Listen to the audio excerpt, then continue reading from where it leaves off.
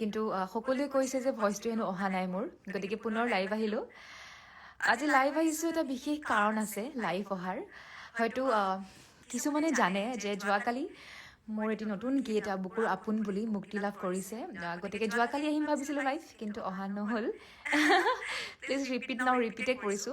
কাৰণ আগৰটো হেনো শুনাই নাছিলে কোনেও আচ্ছা শুনিছে সকলোৱে কমেণ্ট কৰিছে থেংক ইউ আপোনালোকে মোক জনাই দিয়াৰ কাৰণে কিয় অহা নাছিল মই কৈ আছিলোঁ গানটোৰ কথা যোৱাকালি মুক্তি দিছোঁ বুকুৰ আপোন বুলি আপোনালোকে যিসকলে শুনিছে জনাবচোন কেনেকুৱা পাইছে আৰু যিসকলে শুনা নাই আপোনালোকে গীতটি শুনিব আৰু কেনেকুৱা লাগিছে জনাবলৈ নাপাহৰিব কিন্তু কৃতাৰ্থ বহুত ভাল লাগিলে যোৱাকালি গানটো ভিডিঅ' চাই থেংক ইউ ছ' মাছ মায়া দাস হাই কি খবৰ শেহতীয়াকৈ হ'লেও সকলোকে ইংৰাজী নৱবৰ্ষৰ শুভকামনা জনালোঁ যদিও দেৰি হ'ল দুৰ্লভজিত বাপৰে তামাম দেখিছা দেখোন তুমি গীতটি আচলতে আমাৰ 6 মান্থছ মানৰ পৰা প্লেন আছিলে আৰু আমি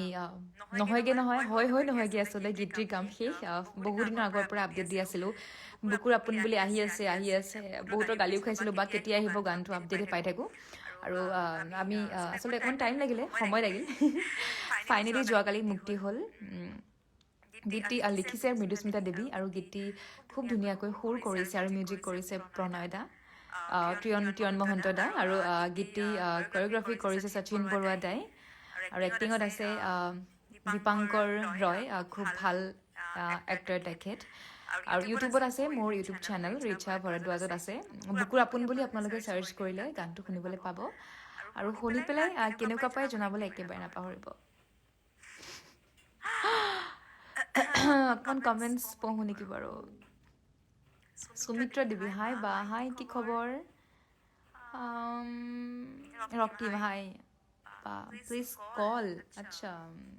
দীপশান তোমাৰ ঘৰ ক'ত মোৰ ঘৰ মৰিগাঁও অৰিজিনেল মই এতিয়া থাকোঁ গুৱাহাটীত কামৰ সূত্ৰে মানস তোমাক মই লগ পাইছিলোঁ গহপুৰত আচ্ছা গহপুৰ বিহুত মোৰ জীৱনৰ প্ৰথমখন বিহু গতিকে মই কেতিয়াও নাপাহৰোঁ গহপুৰৰ কথা আচলতে গহপুৰবাসীয়ে ইমান বেছি মৰম দিছিলে সঁচাই সদায় মনত থাকিব গহপুৰ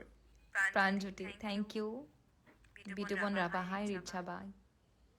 হেল্ল' তাতকেইটা ইমান ধুনীয়া থেংক ইউ ৰিণ্টি প্ৰিয়া হাই বা হাই কি খবৰ সকলোৰে কি খবৰ বাৰু আৰু সকলোৰে বিহু কেনেকুৱা গ'ল